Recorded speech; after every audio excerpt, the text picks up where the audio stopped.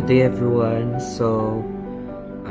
Let's proceed for to our next topic about cycloalkanes and their relative stabilities.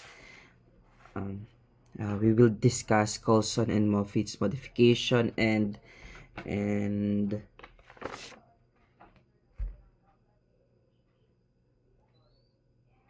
such more theory. No, yun yung i-discuss natin today. So I hope na you've learned, you watch this video, you finish this video because you'll need it in your future if you're planning to study, to take your masters related to chemistry such as agricultural chemistry. I hope na baka magamit nindo sa future endeavors nindo. Kaya adalan, no? So um So, first, I'm going to discuss Bayer's string theory. So, it was proposed by the German chemist Adolf von Bayer in 1885. It's a foundational concept in organic chemistry that explains the relative stability and reactivity of cycloalkanes. Bayer later won the Nobel Prize, developed this theory based on the tetrahedral geometry of carbon atoms established by Van Hoff and Liebel. According to the theory, the ideal bond angle for sp3 hybridized carbon in alkanes is 109.5 degrees as seen in methane. Any deviation from this angle in cyclic compounds introduces internal strain known as angle strain, which reduces the molecule stability and increases its reactivity. The core assumption of Bayer's string theory is that all cycloalkane rings are planar, lying flat in a single plane like regular polygons. This linearity forces the carbon-to-carbon bond angles to match geometric shapes. For instance, cyclopropane forms an equilateral triangle with 60 degrees bond angles, cyclobutane a square with 90 degrees angles, cyclopentane a pentagon with 108 angles, and cyclohexane a hexagon with 120 degrees angles. Bayer argued that this fixed angle caused distortion from the preferred tetrahedral value, leading to weakened bonds and higher energy states. So what's the ano what is the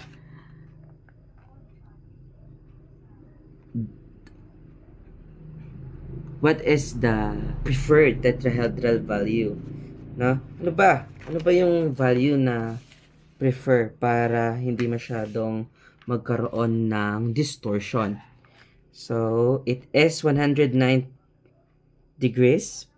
Yes, it's 109. I think it's 109. It's 109.5 degrees. Na? Yun yung ideal, preferred tetrahedral value. So, angle strain in Bayer theory is quantified as half the difference between the ideal tetrahedral angle and the actual bond angle in a planar ring. Cyclopropane, the deviation is significant. Each bond is compressed by about 24.75 degrees, creating substantial strain.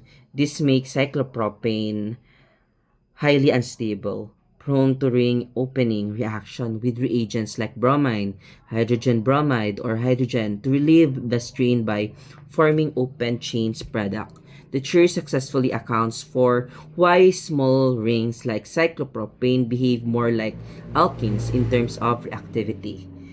For cyclobutane, the bond angle is 90 degrees, resulting in a smaller deviation of approximately 9.75 per bond. Bayer's strain theory predicts that cyclobutane is less strained the cyclopropane but still unstable compared to larger rings, leading to moderate reactivity with a tendency toward ring opening under certain conditions. The theory positions cyclobutane in intermediate stability between the highly strained three-membered ring and less strained five-membered rings.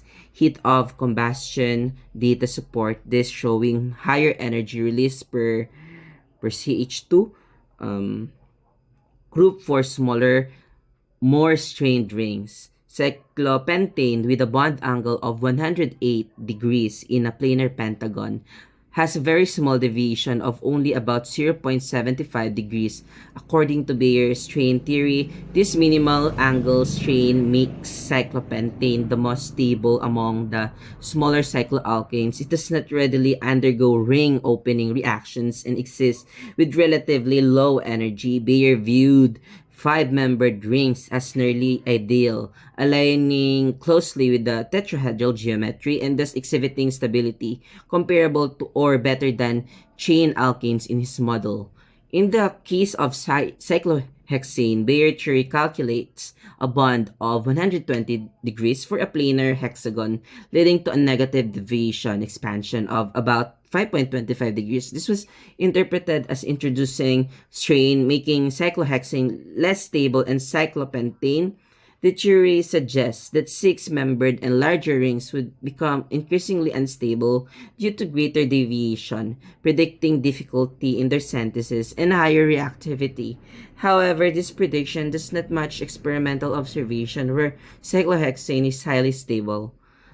Bayer's strain theory extends to larger rings, proposing the rings with seven or more carbons would have even larger bonds angles, for example, around 128.6 degrees for cycloheptane, resulting in a negative strain or excessive expansion.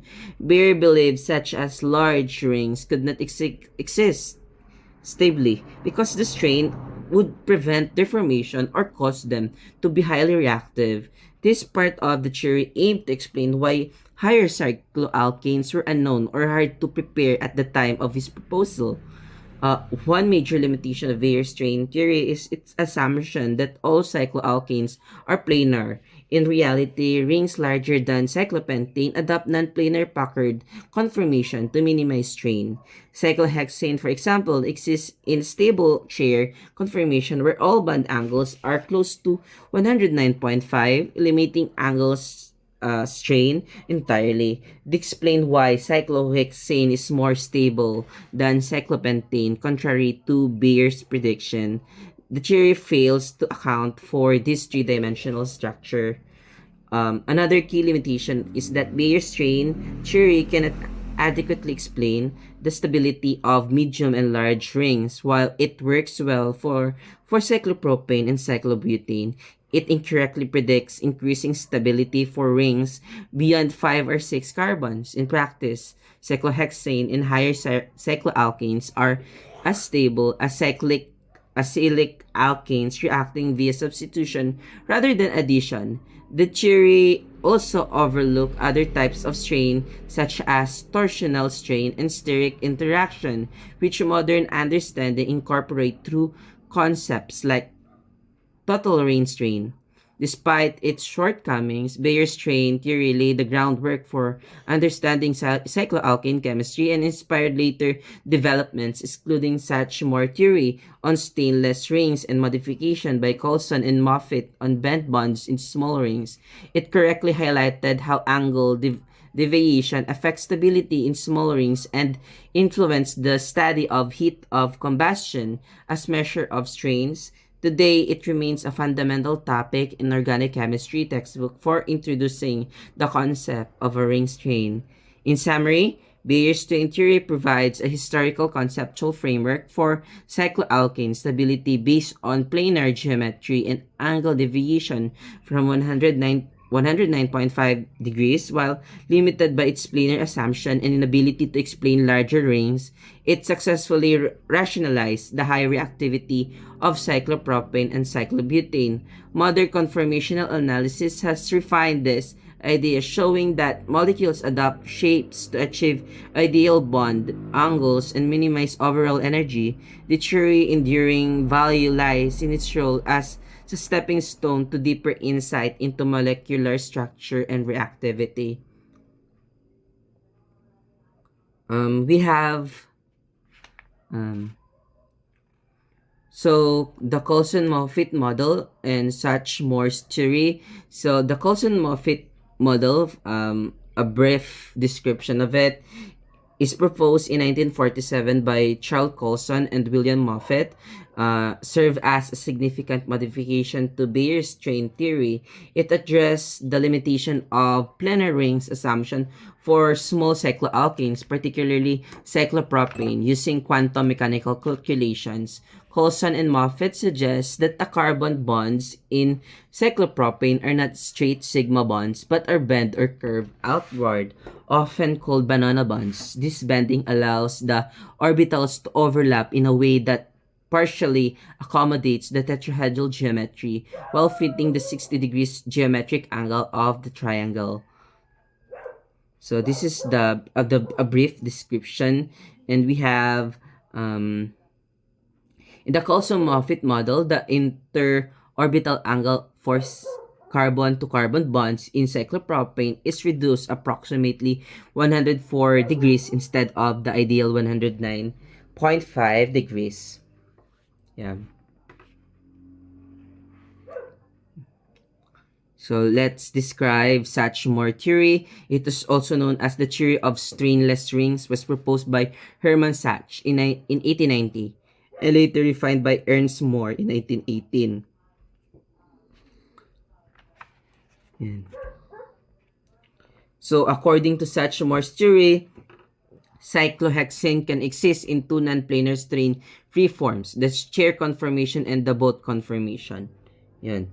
Mga description niya.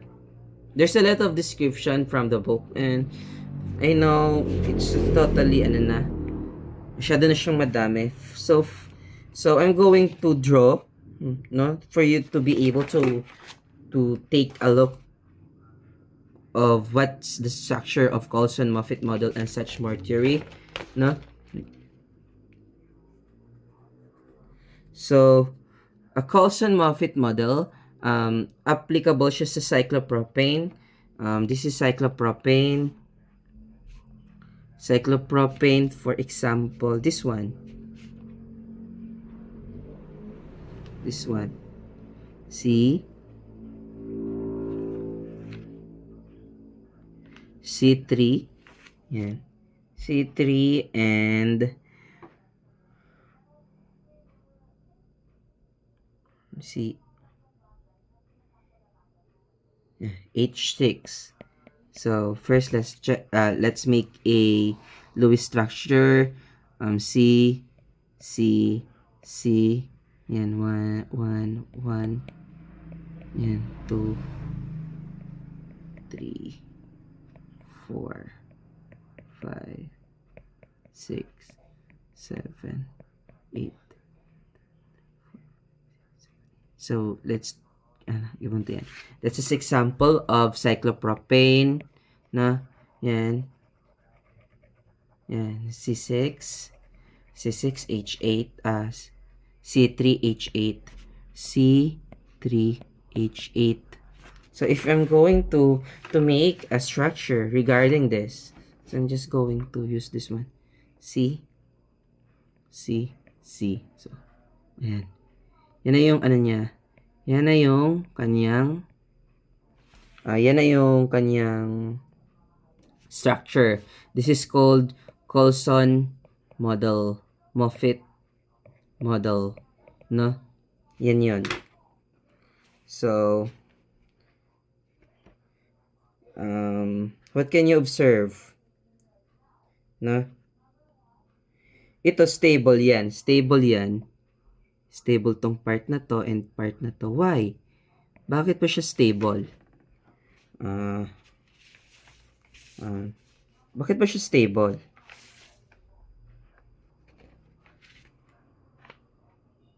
Stable siya kasi what? Nagkaroon ng maximum overlap, no? Maximum overlap. Basta remember, sa Coulson-Moffitt model, pag maximum overlap, stable. Pag pag hindi masyado minimum overlap, it's what? What? Ano ba? Bakit, ano ba ang tawag dyan? It would be maximum overlap, stable, minimum overlap, unstable, unstable.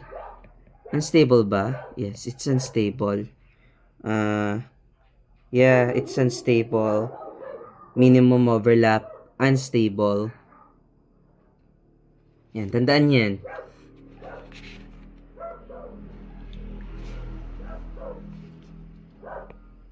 Yun yung Coulson-Moffitt model. So, how about cyclobutane? Can you draw it using, can you make a Coulson-Moffitt model with cyclobutane? No, because it's not planar. It's not planar. Cyclobutane is not planar. Kaya magiging structure niya, magiging lang, arrogant ang itsura niya if you're going to construct it. No? Ito.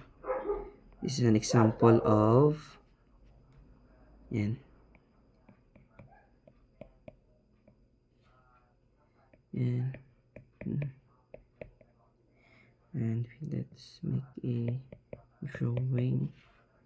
Yan. This is cyclobutane. It is not planar, remember. No, cyclobutane is not planar. Always remember that. No?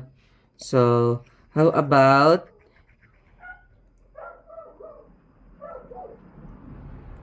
why? Bakit ba siya not remember that cyclobutane strain is significantly lowered. Okay? No? Tandaan yan.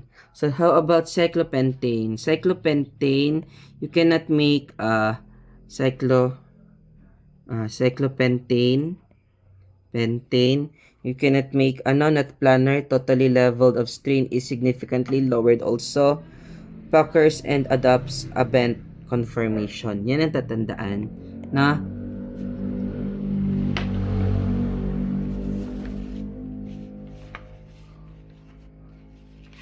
you remember that. So, ito naman is the Sachs-More theory. Sachs-More theory. Sachs-More theory.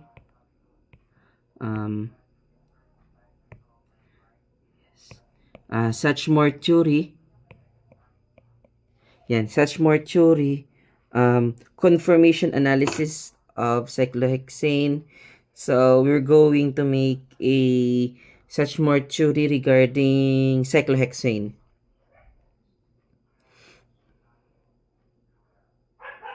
So, this is an example of Sachs-More model, no? Yan. Ito. Just have to draw it. Drawing it. Yan. Yan an example of Sachs-More theory. Yan.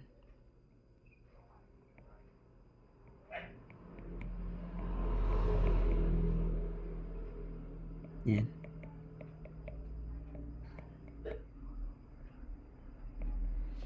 Yan ang Sachs-More theory. It's a cyclohexane projection. Cyclohexane projection. Yan. Example of Sachs-More theory. I hope it's clear.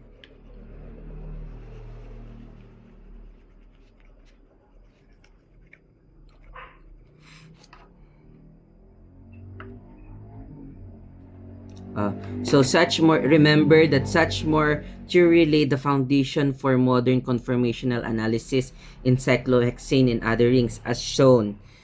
Pinakita ko. The chair conformation is now recognized as the most stable form of cyclohexane with zero angle strain and minimal torsional strain. This model shifted the understanding of cycloalkane stability from purely angular from purely angular consideration to three-dimensional spatial arrangements, influencing fields like stereochemistry and natural product chemistry. Tandaan yan. Okay? So, this is the the Coulson-Moffitt model. So remember, bent bond, one of the first bent bond theories for cyclopropene was also called the Coulson-Moffitt model. No, tandaan yan. Yan ang mga structure ng Coulson-Moffitt model. Yan, tandaan yan. Sunod such more theory, Bayer suggested that both large and polymethylene ring should be strained, but Hermann Sachs soon pointed out that large ring not be strained because the carbon need to be coplanar. No, discuss naman yan. Nauna ko na na-discuss yan. This is just the summary and additional knowledge for you to have. No, you just view it, you pause, then write it down, take notes. Okay, I hope it's clear. So, for example, sa ano naman tayo, sa torsional strain or eclipse strain, angle strain. I know di ko yan masyadong na-discuss doon sa una kong video. And I will discuss it na. Okay? Wait lang. So first, I will discuss steric and torsional strain. So steric, for example, we have this structure. Newman projection tayo. For sa Newman projection, we have this staggered. S for staggered and E for eclipse. Usually, ang eclipse ang may torsional strain. Why? Because ang magiging itsura niyan is ganito. No, tingnan nyo yan. H and H. Now, sunod, we have this one. Nandyan yung isang H and H and H. Ano nangyayari sa atoms dyan? As you can see here. Ano ba? Ano napapansin nyo? Nagkakaroon ng what? Ano ba nangyayari during torsional strain?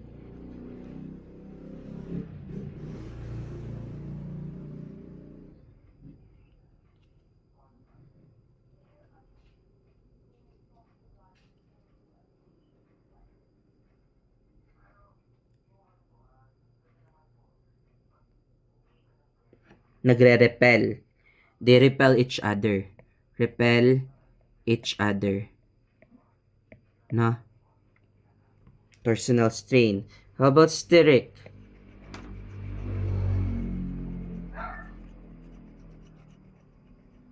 Steric strain, ang interaction, for example, I'm just going to draw here.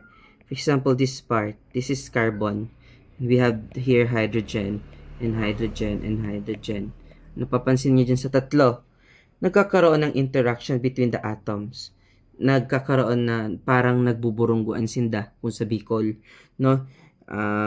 They are getting each other's way, kaya nagkakaroon ng steric strain, no? Remember that.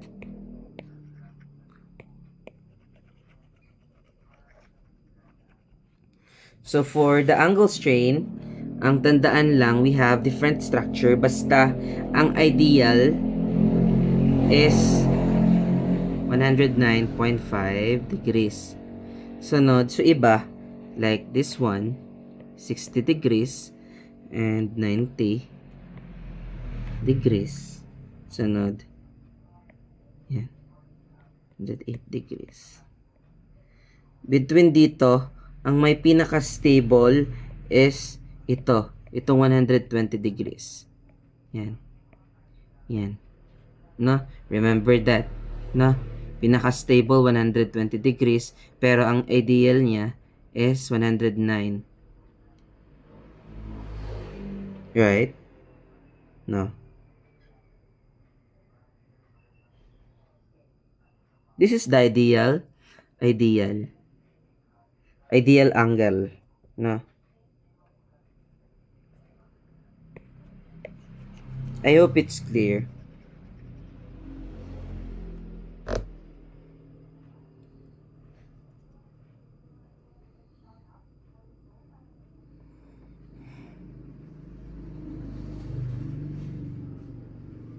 Did I discuss to you the,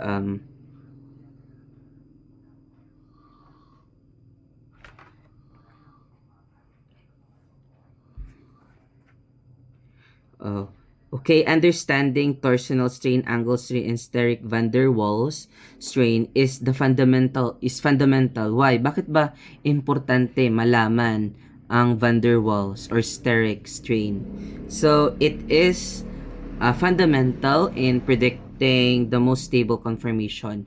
Pag-predict ng stable conformation, na yun yung importance niya. Yan ang the importance of van der Waals strain.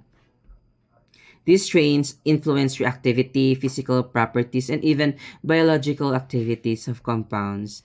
So, for example, if you're a pharmacist, if you're going to be you're not a pharmacist, you're an agroforestry student. For example, you're going to design a certain feeds, no? If you're going to make a if you're going to make a medicine regarding sa sakit nung ano mo, nung pet mo. Okay, for example, gagawa ka ng vaccine, no? Minimizing steric strain and unfavorable torsional interaction can improve binding and affinity, no? It helps to make a more stable or flexible structures.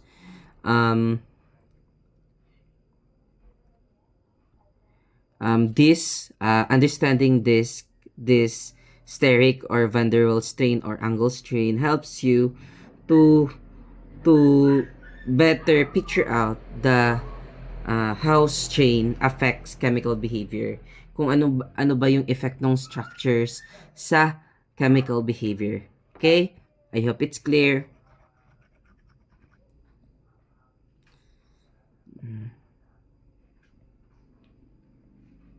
So, thank you for watching and I hope na mag-adal, magbasa, and you comment what you have learned. Okay? This is assurance that you've listened, that you studied, that you viewed my video. I hope that you're doing well, rest, sleep, and see you next meeting. No? Mag-adal. Okay? Have a nice day.